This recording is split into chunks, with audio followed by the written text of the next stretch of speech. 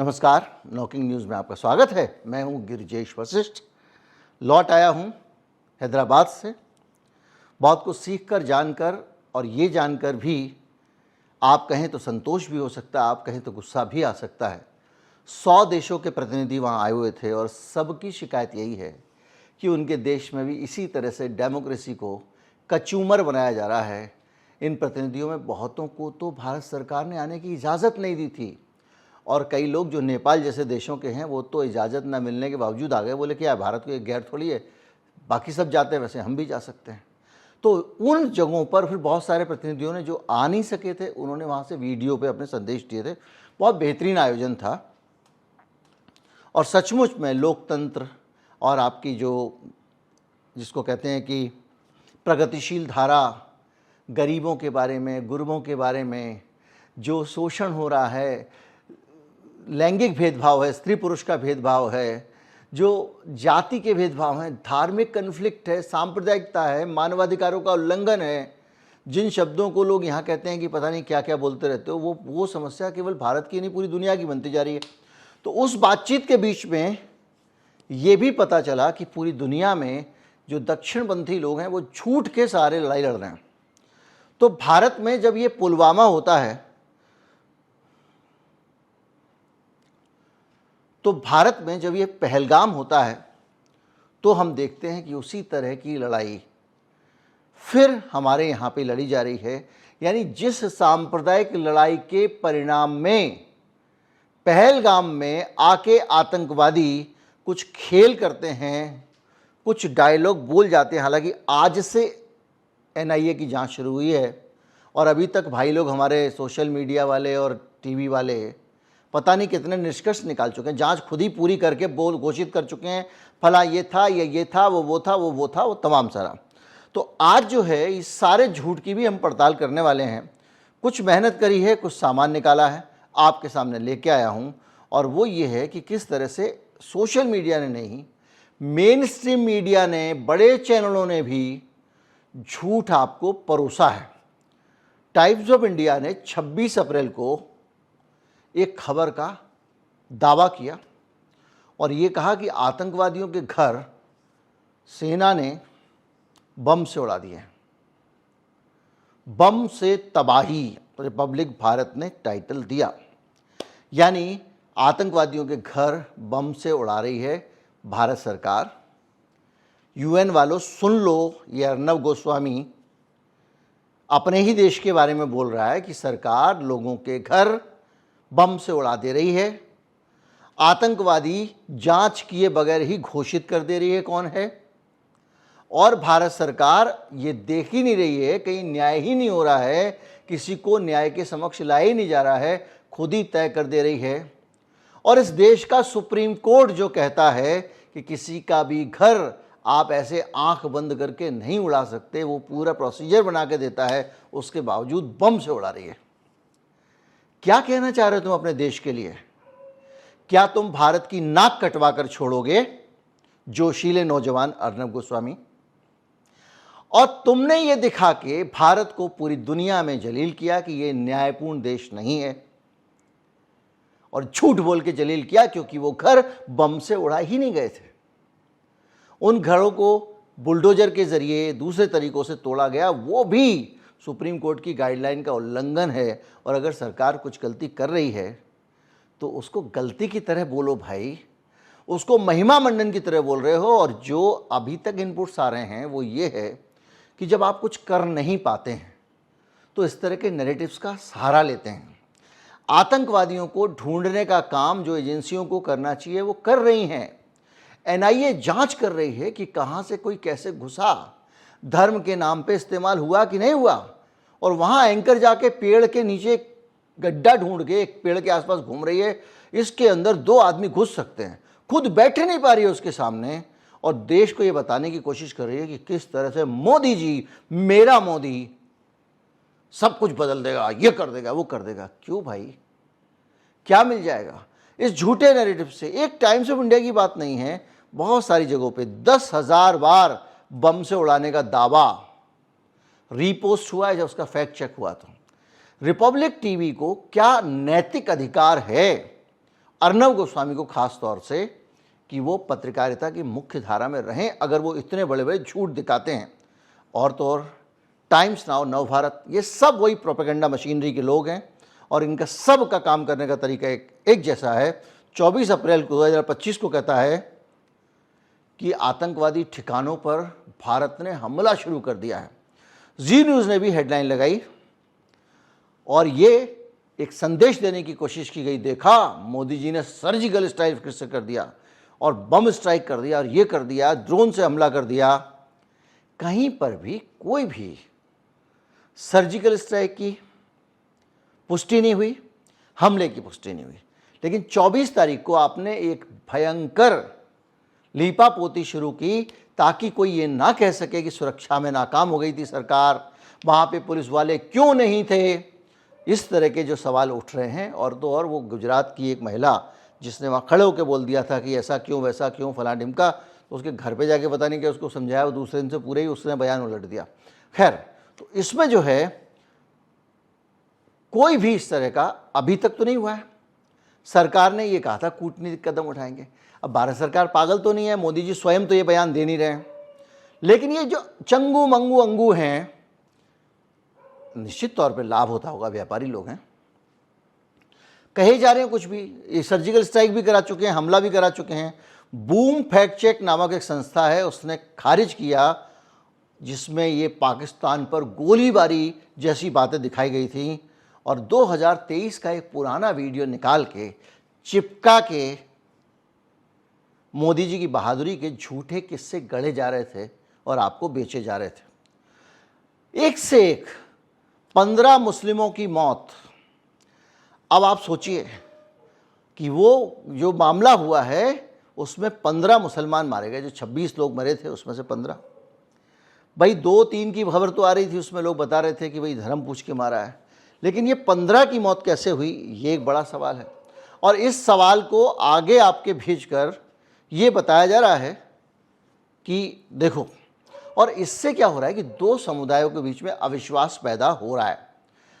आपको बता दूं, आज की तारीख तक भारत के दोनों समुदायों के बीच में कोई अविश्वास नहीं है। आपको अचरज होगा सुन के, ये जो लोग सड़क पे जो दंगा फसाद करते घूम रहे हैं जुलूस लेके, इन लोगों के बावजूद अविश्वास नहीं है। और ये जो आदमी जुलूस में गया था, डांस कर रहा था हनुमान जयंती पे, ये आदमी भी अपने सर्किल में जितने मुसलमान हैं उनके बीच में उनको इसके ऊपर विश्वास है कि ये बुरा आदमी नहीं है, हमारे साथ गलत नहीं करेगा।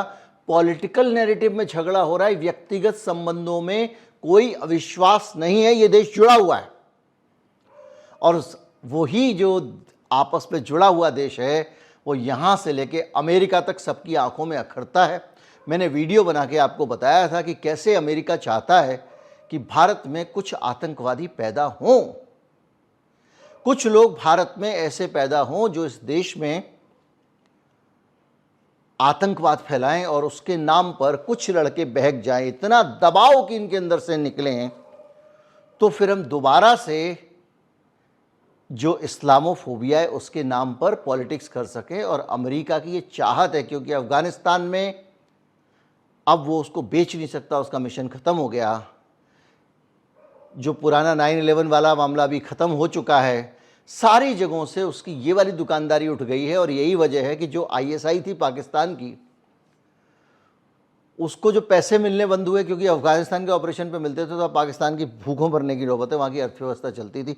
खैर, तो ये जो है मामला है। अब न्यूज़ चेकर नाम का एक फैक्ट चेक वेबसाइट, उसने इसकी जांच की और ये पूरा दावा ही झूठा पाया गया। और भारत सरकार ने ये कहा, आप मोहम्मद जुबैर का नाम आपने सुना होगा, आल्ट न्यूज़ वाले, उन्होंने भी इसको फैक्ट चेक किया कि भैया इतने मुसलमान नहीं मरे, वो नहीं मरे हमले में, ये झूठ है।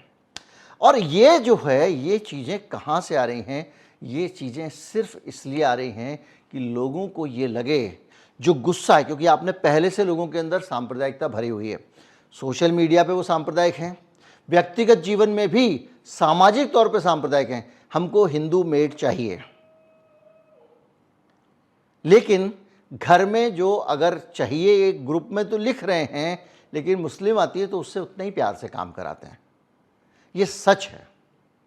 और काम नहीं चल सकता हम लोगों का एक दूसरे के बगैर, लेकिन ये लोग आग लगा रहे हैं। एक और खबर, पाकिस्तान के कुछ अखबारों ने, आप सोचिए कैसे अपने ही देश को नुकसान पहुंचा रहे हैं ये लोग। पाकिस्तान के कुछ अखबारों ने छापा कि जो चिनाब नदी है उसके पानी को दनाक से खोल दिया भारत सरकार ने, और उसके बाद तबाही मच गई है वहाँ पे पाकिस्तान के अंदर, और वहाँ पर बाढ़ आनी शुरू हो गई है। किस इलाके में बाढ़ आई है, क्या हुआ है, ये सब चलना शुरू हो गया। अब ये तो पाकिस्तान कर रहा है, पाकिस्तान ये बताने की कोशिश कर रहा है कि देखो हमारे को भारत ने हमला कर दिया, और वो अपने नागरिकों से करेंगे हमने कुछ नहीं किया, देखो ये हमारे ऊपर ये कर दिया, बाढ़ आ गई। ठीक है, लेकिन जब इसको फैक्ट, वहाँ तक तो ठीक था, लेकिन यहाँ वाले अगर कोई किसी पानी छोड़ के किसी देश के लोगों को डुबो देता है, बाढ़ ला देता है, तो जो ये कर रहा है उस देश की छवि अंतर्राष्ट्रीय फोरम पे बहुत घटिया और ख़राब बनने वाली है। दुनिया भर में इस छवि से उस देश का नुकसान होने वाला है, और भारत अगर ऐसा करता है तो उसको मुंह दिखाना मुश्किल हो जाएगा, क्योंकि हम भारत एक महान और समझदार देश के तौर पे माने जाते रहे हैं अभी तक, और वही तो बदनाम करने की पाकिस्तान कोशिश कर रहा है। लेकिन हमारे, अब बोल, कौन कह रहा था मोदी कुछ नहीं कर सकता, देखा पानी से बहा दिया। अब वो जो पानी से बहा दिया तो तुमने बोल दिया, वो झूठ बोला, क्योंकि तुमको झूठा झूठा आ रहा है, तुम बांट रहे हो। इतना सारा सच तुम्हारे साथ नहीं हो सकता, वो भी इतना चमत्कारी और बड़ा वाला। तो क्या हो रहा है कि ये जब इन्होंने, एक तो मैं देख रहा हूं कि कई चैनलों ने भी इस चीज को जो है अपने वेबसाइट पे डाला, यानी पाकिस्तान के नैरेटिव में आप फंस गए, अपने ही देश को बदनाम करने लगे, और ये बात झूठी निकली।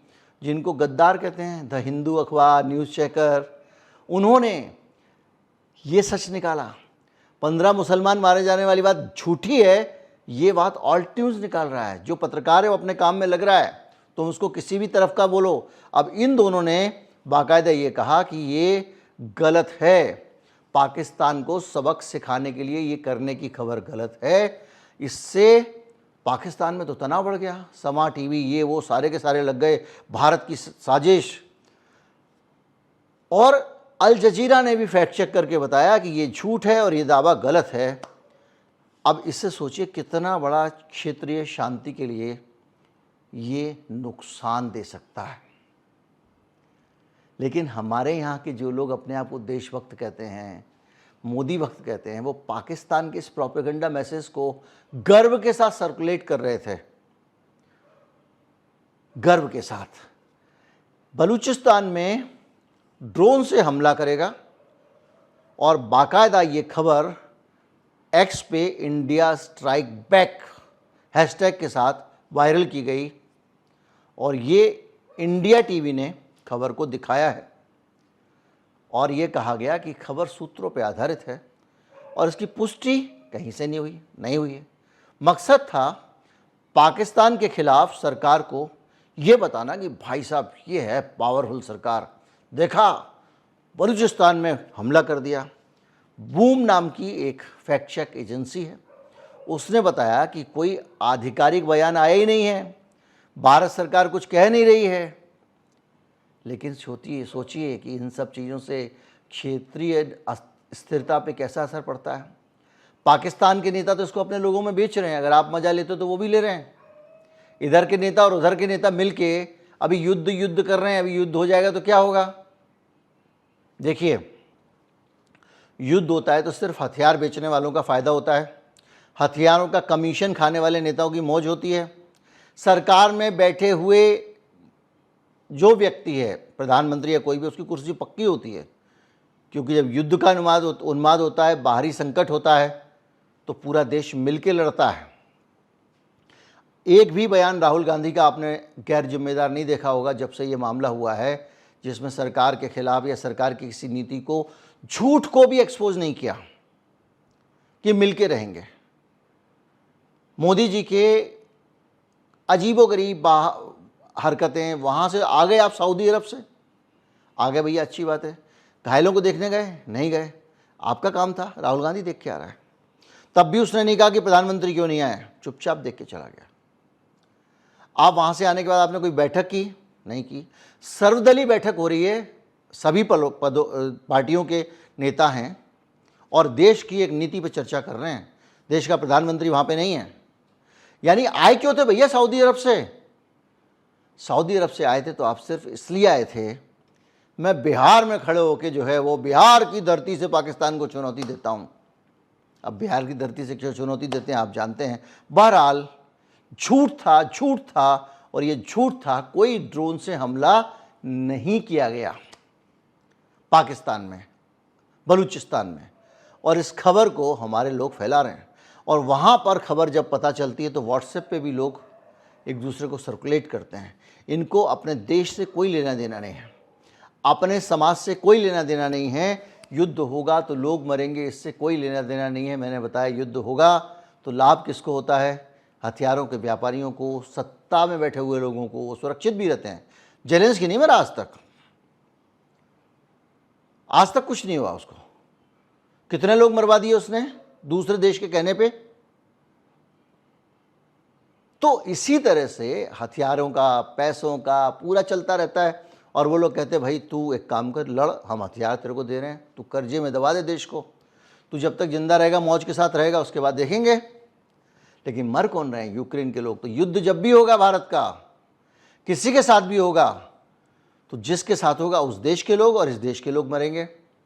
इस देश के लोग जो अपनी जीवन यापन के लिए फौज में गए हैं कि ज़रूरत पड़ने पे हम देश के लिए जान भी दे देंगे, वो गरीबों के बच्चे, गांव गुरबे के जो भर्ती में जाते हैं सीना तान के, उनका क्या होगा?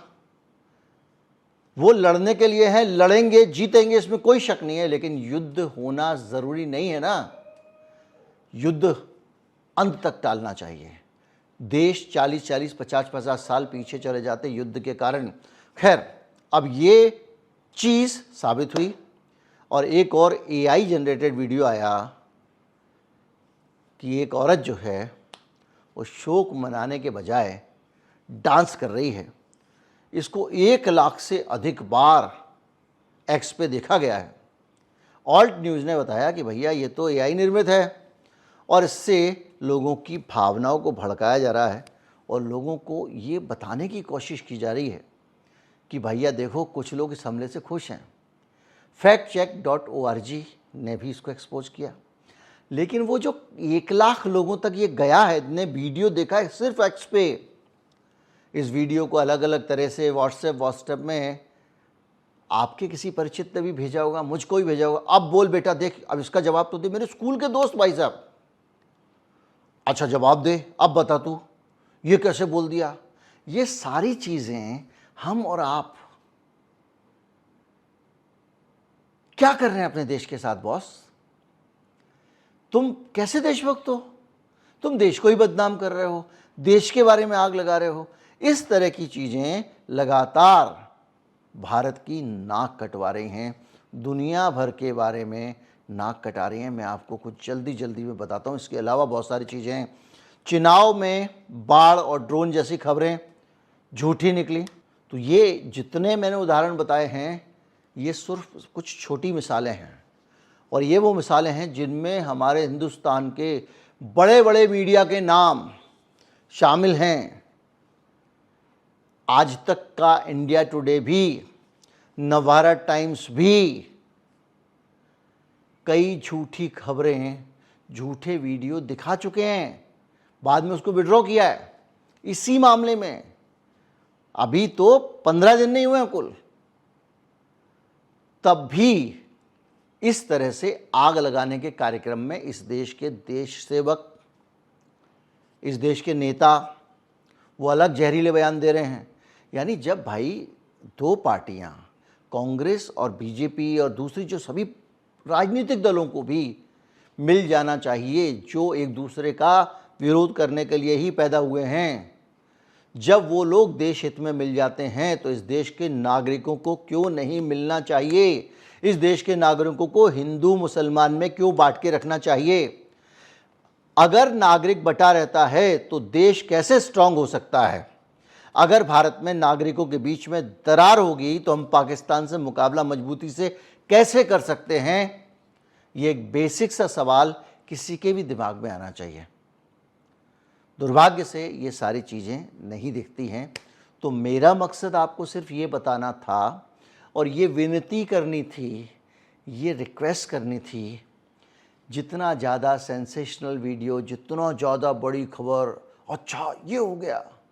नोटबंदी भैया सदियों में एक बार होती है, तो उसको चौंकाने वाली जब खबर आती है तो पागल मत हो जाइए, जल्दी जल्दी फॉरवर्ड, अरे यार ये देखो सही वीडियो आया भाई साहब, ये नाच रही है औरत वहाँ पे मौत पे, अच्छा फॉरवर्ड करो।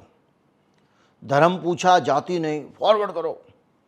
तो ऐसी चीज़ें अगर आप फॉरवर्ड करने के चक्कर में रहोगे, जिस चीज़ से ज़्यादा एक्साइटेड हो जाते हो, तो वो चीज़ आपको और आपके देश को क्या नुकसान पहुंचा रही है, इसको जाने बगैर फॉरवर्ड करना बेहद खतरनाक है।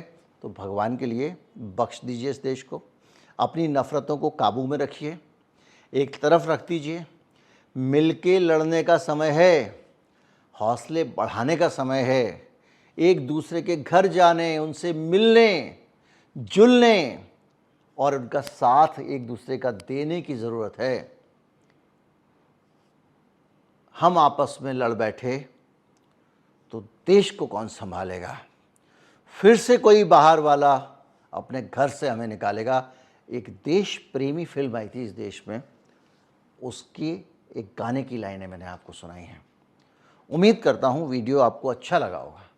अच्छा लगा हो तो ज़्यादा से ज़्यादा लोगों तक पहुँचाएँ, झूठ के जाल में ना फंसें और फैक्ट चेक करने के लिए किसी को देते हो, देख अब देख के बता, अब ये भी गलत है, क्योंकि वो तो गलत ही दे रहा है। आप हर बार जब निकालते हो तो गलत निकलता है, आप बोलते हो गलत है तो वो तैश में आ जाता है, एक और देता है। तो उसको बोलो भैया फैक्ट चेक कर, खुद फैक्ट चेक करो, फिर बताओ तुम्हें सही लगा क्या, नहीं लगा तो मैं तुम्हें बताता हूँ फैक्ट चेक कैसे होगा, सिखाओ। पर जोश में आके कितना भी अच्छा लगता हो आप कंटेंट धड़ाधड़ फॉरवर्ड मत करो। मेरा ये वीडियो जो है इसको भी आप जांच लो, अगर ये भी कहीं गलत होता हो मत फॉरवर्ड करो, और अगर सही लगता है तो फॉरवर्ड ज़रूर करो, क्योंकि ये झूठा फॉरवर्ड करने वालों के दिमाग के हो सकता है स्क्रू को टाइट करे। नमस्कार, जय हिंद।